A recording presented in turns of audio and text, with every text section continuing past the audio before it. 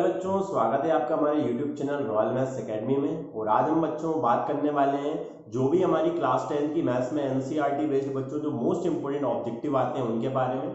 तो बच्चों हमारे लेक्चर का सेकंड पार्ट है। लेक्चर का फर्स्ट पार्ट अगर अभी तक आपने बच्चों नहीं देखा हो तो देख लो उसको जाके, ताकि आपके चैप्टर फर्स्ट रियल नंबर से लेके चैप्टर नंबर 5 अर्थमेटिक प्रोग्रेशन समांतर श्रेणी तक के बेसिक से जो ऑब्जेक्टिव बनते हैं वो क्लियर हो जाए बच्चों।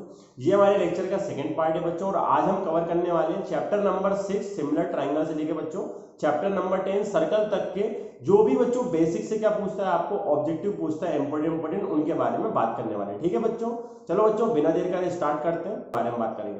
तो चलो बच्चों चैप्टर नंबर 6 से बच्चों जो आपके ऑब्जेक्टिव बनते हैं उसमें पहला आता है आधारभूत अनुपातिकता प्रमेय क्या है, what is basic proportionality theorem, या बच्चों आप इसको थेस थ्योरम नाम के से भी जानते हो। If a line is drawn parallel to one side of triangle then it divide the remaining side in same ratio. ठीक है, हिंदी में अगर किसी त्रिभुज की एक भुजा के समांतर कोई दूसरी रेखा खींची जाए तो वो अन्य भुजाओं को समान अनुपात में विभक्त करती है। इसको थेस थ्योरम बोलते हैं या बीपीटी बेसिक प्रोपोर्शनलिटी थ्योरम भी बोलते हैं। ठीक है बच्चों, फिर आपको इसमें कभी कभी बच्चों पाइथागोरस प्रमेय का स्टेटमेंट पूछ लेता है। पाइथागोरस थ्योरम का स्टेटमेंट जानती हो, in a right angle triangle square of hypotenuse is equal to the sum of square of other two sides. Hindi में किसी भी समकोण त्रिभुज में जो कर्ण का वर्ग होता है वो अन्य दो भुजाओं के वर्गों के योग के बराबर होता है। ठीक है बच्चों, फिर आपको इसमें बच्चों समरूपता की कंडीशन पूछ लेता है, कंडीशंस ऑफ सिमिलरिटी बोलते हैं इंग्लिश में। तो बच्चों पहली कंडीशन क्या होती है समरूपता के लिए आवश्यक शर्तें कंडीशन ऑफ सिमिलरिटी में, पहला है बच्चों संगत कोण बराबर हो, their corresponding angle are equal. दूसरा ratio of their corresponding side is also equal, उनकी संगत भुजाओं का अनुपात हो, है ना, या their corresponding side are proportional, ऐसा भी बोल सकते हो। तो ये बच्चों ये क्या हो गई सिमिलरिटी की कंडीशन हो गई, कौन से चैप्टर से 6 चैप्टर से। ठीक है बच्चों, ये पूछते हैं। 7 चैप्टर में आ जाओ बच्चों, तो दो पॉइंट के बीच की डिस्टेंस निकालने का फॉर्मूला, मतलब डिस्टेंस फॉर्मूला दूरी का सूत्र। तो आप जानते हो दो बिंदुओं के बीच की दूरी क्या होती है, रूट के अंदर x2 माइनस x1 का square plus y2 minus y1 का स्क्वायर। ठीक है बच्चों, फिर आपसे पूछता है बच्चों x एक्सिस पे इंटरसेक्ट करने वाले पॉइंट के कोऑर्डिनेट क्या होते हैं। तो आपको पता है बच्चों x अक्ष पे y 0 होता है, तो x एक्सिस पे पॉइंट के कोऑर्डिनेट क्या होते हैं x, 0।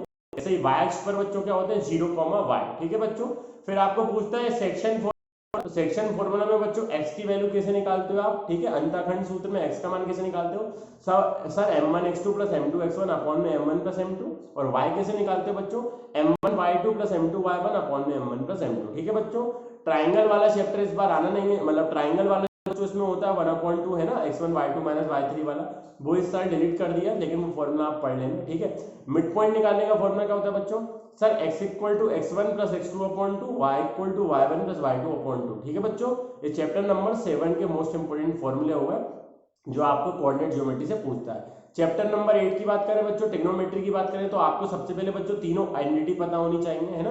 जो आपकी आइडेंटिटी है sine square theta plus cos square theta equal to 1, 1 plus cot square theta equal to cosec square theta, और 1 plus sec square theta equal to 1 plus tan square theta equal to sec square theta. ठीक है बच्चों, ये अच्छे से पढ़ लेना। फिर जैसे sine square theta equal to 1 minus cos square theta होता है, ये पता होना चाहिए, है ना बच्चों। Cot cosec square theta minus cot square theta equal to 1 होता है। ठीक है बच्चों, सेम इसी तरीके से sec square theta minus tan square theta equal to 1 होता है। तो जितने भी बच्चों इन तीनों आइडेंटिटी से फॉर्मूले बनते हैं, सबसे 5-5 फॉर्मूले प्रिपेयर होते हैं, तो 15 फॉर्मूले टोटल आपको ये पढ़ने।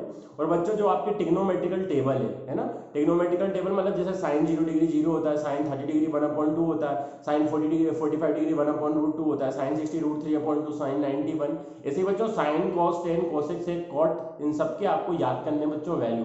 तो इससे क्या होगा बच्चों 5 मार्क्स की जो मैचअप होती है वो आपकी इन फॉर्मूला बेस्ड आती हैं। तो अगर आप ये सारे फॉर्मूले प्रिपेयर कर लोगे बच्चों तो क्या हो जाएगा, वो मार्क्स आपके क्लियर हो जाएंगे, चाहे वो ऑब्जेक्टिव में पूछे, चाहे फिल इन द ब्लैंक में पूछे, चाहे मैचअप में पूछे। समझ गए बच्चों, ये आपको चैप्टर नंबर 8 से पेपर करना है।